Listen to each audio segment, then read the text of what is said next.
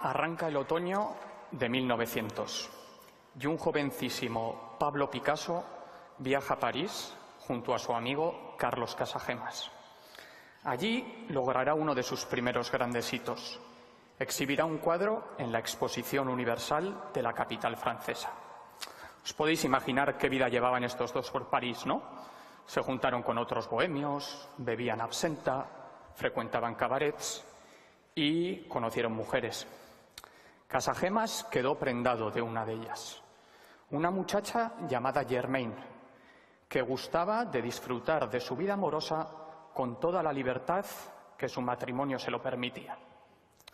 Pasaron las semanas y por Navidades los dos amigos volvieron a España, pero Casagemas no se podía quitar a Germaine de la cabeza y regresó a París antes de lo previsto.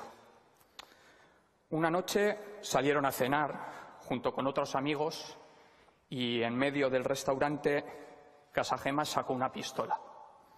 Apuntó a Germaine y con otro lamentable "si no eres mía, no serás de nadie", disparó.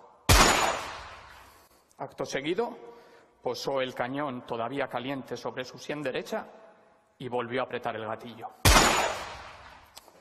Afortunadamente, Germaine resultó ilesa. Pero el suicidio de Casagemas conmocionó a Picasso. Dicen que fue el detonante para que se sumergiese en lo que conocemos como el periodo azul. Un periodo en el que sus obras predomina este color y están imbuidas de una profunda melancolía, de una gran sensación de tristeza y soledad. Hoy os he venido a hablar de una de ellas. Básicamente, es la única que Eugenio no ha metido esta mañana en su presentación, así que la saco aquí.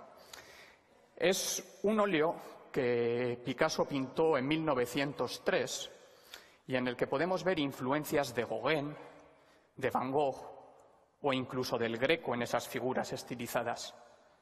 Desde el punto de vista iconográfico es más complejo.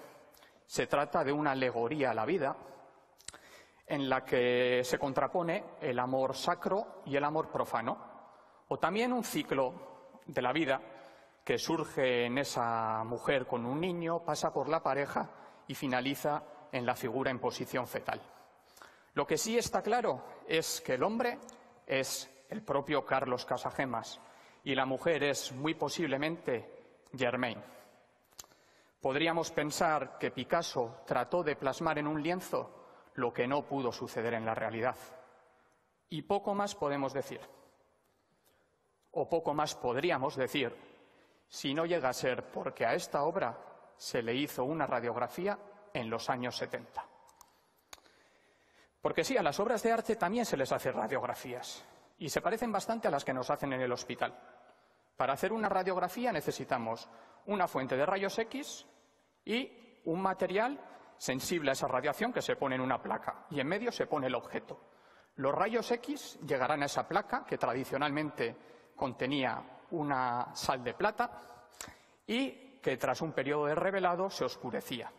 Así, donde más rayos X llegaban, se lograba una imagen más oscura y donde menos rayos X llegaban, se logra una imagen más clara. Sucede que los rayos X tienen diferente facilidad para atravesar según qué materiales. Fijaos en esas manos. Los rayos X atraviesan más fácilmente los tejidos o el músculo y, por lo tanto, estos aparecen más oscuros. En cambio, los huesos, que tienen elementos químicos más pesados, como el calcio, fósforo incluso, absorben más los rayos X y salen más claros. Es más, cuanto más grueso sea o cuanto más denso sea, más claro aparecerá. Y no os he traído esta radiografía por casualidad. Ya os habréis fijado en ese anillo. Ese anillo es metálico, algún elemento químico con un elevado peso atómico y, por lo tanto, los rayos X no lo pueden atravesar y aparece completamente blanco en la radiografía. Afortunadamente, hoy en día, no tenemos que utilizar métodos tradicionales y quienes hacemos radiografías podemos emplear placas basadas en el fósforo, que son más sencillas. Aquí tenéis mi homenaje a Catalan. Para lograr la radiografía solo tuve que quitar el plátano, meterlo en la placa y voilà, ahí tenéis la radiografía de un plátano real food. Dicho esto, ya sabemos un poquito cómo funciona la radiografía. Vamos a ver la de la vida. Puede ser un poco difícil de interpretar de primeras, pero yo os voy a ayudar. Al principio nos puede parecer una especie de película de Canal Plus codificada, ¿no? Estas referencias igual para la gente joven se las tenéis que explicar luego, pero vamos allá. Fijaros en la cabeza, por favor. La cabeza es muy diferente. Lo que logramos con la radiografía es ver lo que hay detrás de la capa de pintura que vemos a simple vista. Podemos ver lo que se esconde detrás. Y si os fijáis, la cabeza es muy diferente. Esa cabeza nos recuerda a ese autorretrato del propio Picasso. Y aquí os cuento un cotilleo. Picasso y Germain también fueron amantes. Y esta intención queda todavía más clara si vemos un dibujo preparatorio para la obra que realizó Picasso. Quizás después se arrepintió y dijo, oye, pues en vez de ponerme a mí, pongo a mi amigo. Hay otra cosa que resulta sumamente interesante y está en el medio de la radiografía. Es un poco difícil de ver, pero ahí se adivina una especie de hombre pájaro que los expertos han relacionado con un símbolo del poder de creación del artista hombre, algo viril. ¿Por qué se suprimió en la versión final? Aquí entramos un poco en el terreno de la especulación. Hay testimonios de amigos de Casagemas que dicen que este era impotente y que eso pudo haber causado depresiones y que la relación con Germain no llegase a fructiferar. Si eso fuese cierto, poner este símbolo aquí no tendría sentido. Pero todavía nos queda lo mejor. Y aquí ya os toca un poco a vosotros y a vosotras. Seguro que hay algo que os llama la atención, algo parecido al anillo que os he enseñado en la primera radiografía. Ahí veis una mancha blanca. Esa mancha blanca está ahí porque Picasso utilizó alguna pintura con un pigmento pesado, posiblemente rojo de plomo o blanco de plomo. Para que os hagáis una idea, 250 mililitros de un óleo con blanco de plomo pesan 1 kilo. Eso los rayos X no lo atraviesan y queda esa mancha ahí. Pero esa mancha no tiene que ver nada con la Vie. Picasso la había pintado años antes. Porque, señoras y señores, la Vie no es el primer cuadro que Picasso pintó sobre ese lienzo. Había pintado otro, y eso es una huella. Lo que pasa es que el primer lienzo lo pintó en apaisado. Así que si queréis ver lo que es esa mancha, que es una especie de lámpara sobre una mesilla, tendréis que girar la cabeza a 90 grados para poder verlo. ¿Sí? ¿La veis? Requiere un poco de imaginación. Vale, bueno, ya lo giro yo también, ¿vale? No podía perder esta oportunidad. Vemos ahí la lámpara con la mesilla. Lo más maravilloso de todo es que sabemos qué cuadro se esconde tras la Vie. Y ese cuadro se llama Últimos momentos. O por lo menos el dibujo preparatorio que hizo Picasso para esa obra encaja a la perfección.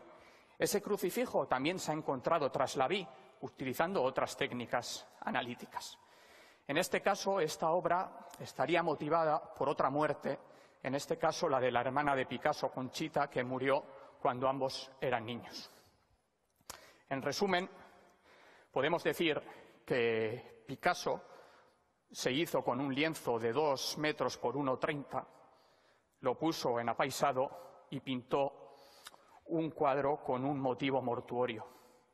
Años después, quizás porque no tenía dinero para comprar otro lienzo, todavía no era famoso, no era rico, o porque simplemente se había cansado de la obra, la puso en posición vertical y pintó la alegoría a la vida, que es la Vie, donde se autorretrató con su amante Germain. Pero después decidió cederle su rostro a su amigo Casagemas, quien ahora permanece unido para la eternidad a la mujer con la que se obsesionó y a la que disparó justo antes de quitarse la vida. Habría que preguntarle a Germain qué le parece eso. Lo que sí que podemos decir es que gracias a una radiografía entendemos mejor una obra maestra del periodo azul de Picasso. Arranca el otoño de 1900 y un jovencísimo Pablo Picasso viaja a París con su amigo Casagemas. Allí logrará uno de sus primeros grandes hitos. Exhibirá un cuadro en la Exposición Universal de la capital francesa. Ese cuadro era Últimos momentos. Eskerrik asko.